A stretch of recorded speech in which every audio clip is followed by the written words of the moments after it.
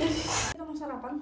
Si Malika udah sarapannya tadi, tapi tetap aja kita harus kasih makanannya biar gak diganggu makanan kita. Dan itu adalah waktu yang tepat untuk aku juga menonton. Jadi aku butuh stand holder yang kokoh. Aku pilih yang ini. Ini stand holder yang sekaligus dengan speakernya. Jadi multifungsi, speaker dan juga stand holder.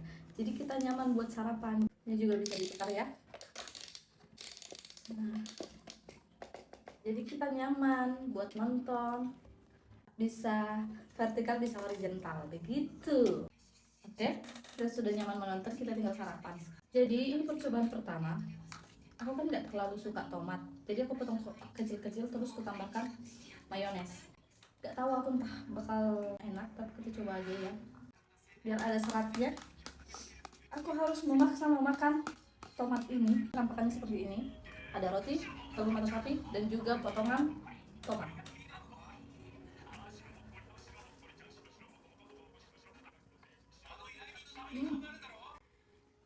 Enggak.